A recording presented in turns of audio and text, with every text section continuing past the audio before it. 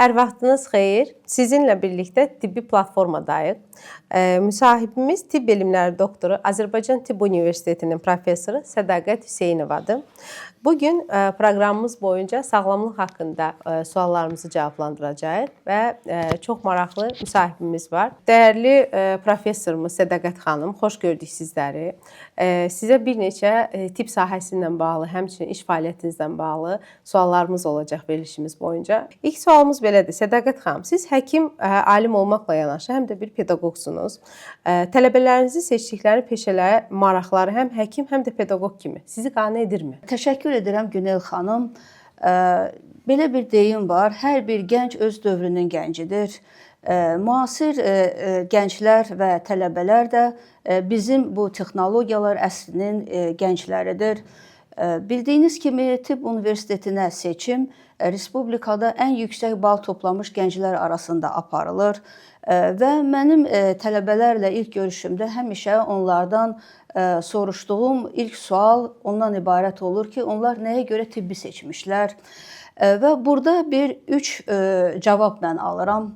Bir qrup gənclər uşaq yaşlarından həkim olmaq arzusunda olduqlarını, özlərini ağ xalatda görmək istədiklərini söyləyirlər.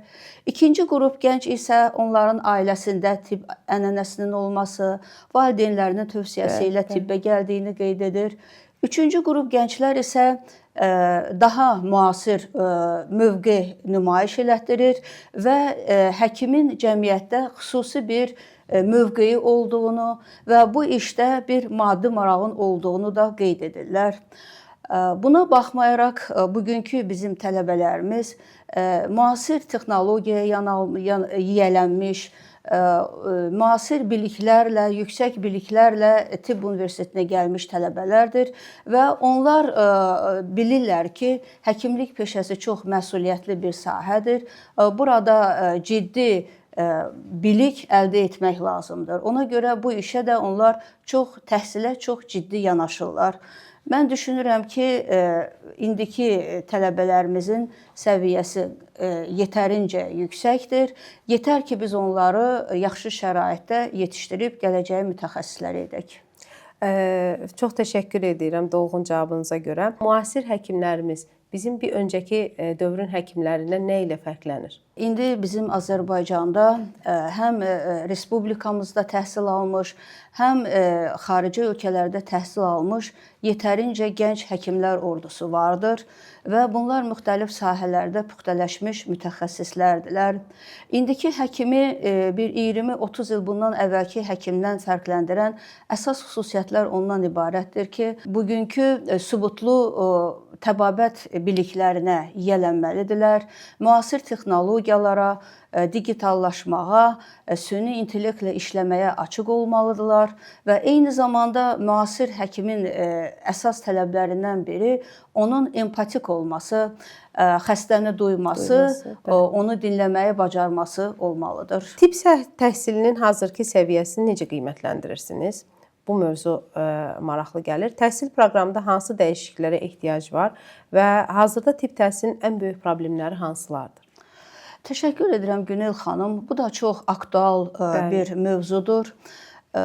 Tibb Universitetinin 90 illik bir ömrü var və bu müddət ərzində Tibb Universitetində baza təhsili almış bizim məzunlarımız 10 illiklərlə keçmiş SSR məkanında və dünyanın bir çox xarici ölkələrində çox yüksək göstəricilər əldə etmişlər.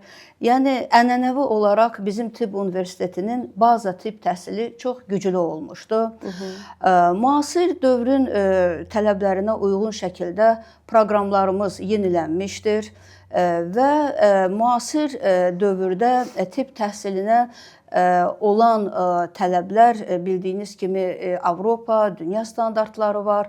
Bu kurikulumların yenilənməsidir, bu kreditlərin sistemə daxil edilməsidir, rezidentura təhsil səviyyəsinin sistemə daxil edilməsidir və bütün bu yeniliklər Azərbaycan Tibb Universitetində yerinə yetirilib və hazırki şəraitdə biz bu tələblərə cavab verən tələbələr, həkimlər hazırlayırıq. Lakin əlbəttə müəyyən çatmamazlıqlar da var. Bu da bizim bir qədər tibb universiteti nəzdində klinik bazalarımızın bəzi sahələrdə zəif olmasına bağlıdır. Sizcə yerli tibb təhsili beynəlxalq standartlara cavab verirmi? Nədən bu suala toxunduq? Çünki bir çox həkimlərimiz tibb universitetini bitirdikdən sonra xarici təhsil almağa üz tuturlar və bunların Azərbaycanda daha sonra inkişafı hansı səviyyədədir? Bir öncədə necə idi, hal-hazırda necədir? Hazırda biz qloballaşan bir dünyada yaşayırıq. Bütün sahələrdə olduğu kimi təhsildə, tibbdə də bir qloballaşma qeyd olunur. Beynəlxalq əməkdaşlıq hər bir sahədə olduğu kimi tibb sahəsində həm təhsildə, həm də onun praktik hissəsində çox önəmlidir. Və Azərbaycan Tibb Universitetində bu istiqamətə çox önəm verilir və bu sahədə çox böyük işlər görülüb.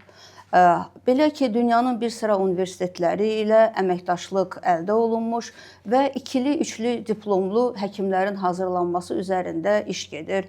Hazırda biz qonşu Türkiyənin Hacəttepe Universiteti ilə bu istiqamətdə əməkdaşlıq edirik. Bildiyiniz kimi Hacəttepe Universiteti Türkiyədə həm öz tarixi, həm kadr hazırlığı ilə fərqlənən universitetlərdən biridir və müəyyən ixtisaslar üzrə onlarla ciftli, birgə diplom verilməsi üzərində ciddi iş aparılır, əməkdaşlıq olunur.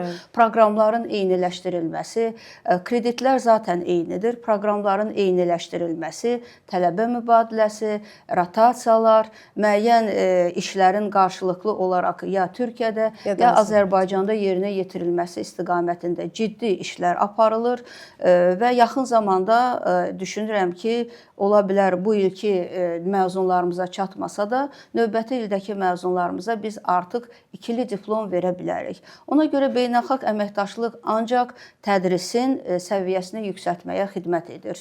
Mən belə düşünürəm. İkili diplom mövzusuna istərdim toxunmaq, çünki bir çoxları biz bilsək həkim olduğumuza baxmayaraq, kənardan dinləyənlər bunu bilmirlər. Ən çox da valideynlərə maraqlıdır. İkili diplom həm Türkiyə üzərindən, həm də Azərbaycan üzərindən ala biləcəkləri bir diplomdur. Bəli, Günel xanım, tamamilə doğrudur. Bu diplom həm Türkiyədə, həm Azərbaycanda keçərli olacaq.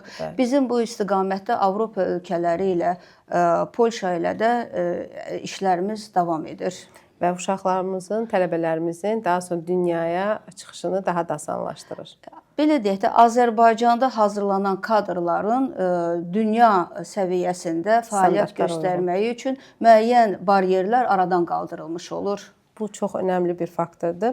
Artıq dünya fərqli tərəfə inkişaf edir. Yəni süni intellekt, rəqəmsal texnologiyalar bütün bu sahələrin prioritetinə çevrilir artıq və bunun tibb təhsilinə təsiri necədir? Respublikamızda bu yöndə iş və fəaliyyətlər gedirmi? Günel xanım, əlbəttə təhsili müasir texnologiyasız təsəvvür etmək mümkün deyil. Bizim gənclərimiz artıq məktəb yaşlarından müasir texnologiyalara yiyələnirlər və onlar öz günlük dərslərinin yerinə yetirilməsində müxtəlif resurslardan istifadə edirlər. Tibb Universitetindəki təhsilə gəldikdə isə bugünkü gün günlük təhsilin, klinik təfəkkürün formalaşmasında əlbəttə internet resursları, müxtəlif PubMed, Cochrane kimi məşhur tibb resursları mühüm rol oynayır. Hazırki dövr sanki bir keçid dövrüdür. Süni intellektin həyatımıza sirayət etdiyi bir dövrdür. Bu istiqamətdə Tibb Universitetində ön görücü işlər görülmüş. Hazırda bizdə süni intellekt şöbəsi yaradılıb. Və bir şey də qeyd etmək istəyirəm ki, müasir texnologiyaların, süni intellektin olması heç də təhsili yüngülləşdirmir. Sadəcə olaraq indiki nəsil öyrənməli olduğu məlumatı kitablardan deyil, daha çox bəli, internetdən və süni intellekt köməyi ilə əldə edirlər. Bu əlçatanlığı asanlaşdırır. Bəli. Dəyərli professorumuz Sədaqət xanım, bir sualı istərdim özüm üçün sizdən soruşmaq. Məsələn, mənim oxuduğum dövrdə kitabxanalardan daha çox istifadə olunurdu.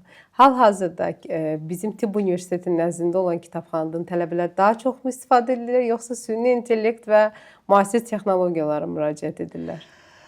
Günel xanım, yəni tələbənin vəzifəsi bilik əldə etməkdir.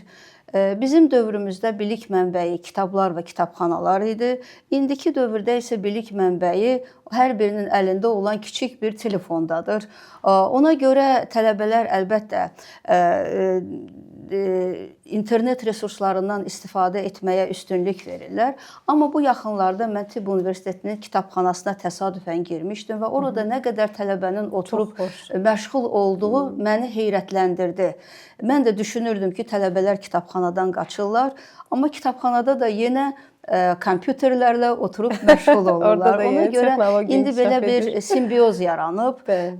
Həm kitabxana və kitabxanada müasir texnologiya. Hal-hazırda çox rahatdır, mən düşünürəm tələbələr üçün. Yəni çox rahatdır, amma bunun çatışmayan cəhəti də var. Mən sizə deyim, nədən ibarətdir.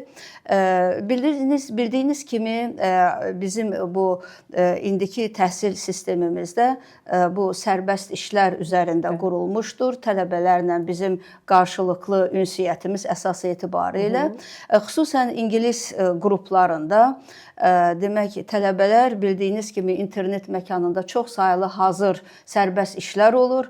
Onlar onu asanlıqla götürürlər və bizdən artıq tələb olunan onları həmin işlərin üzərində çalışdırıb öyrətməkdən ibarət olur. Ona görə bu baxımdan onun bir mənfi tərəfi də var ki, tələbələri bir qədər yazmırlar, onu da deyək belə. Bəli, tələbələri bir qədər tənbəlləşdirir. Bəli, hazır dərslər elədim. Təşəkkür edirəm dəyərli professorumuz dolğun məlumatlarınıza görə. Bugünkü proqramımız bu qədər. Növbəti proqramlarda görüşənə qədər.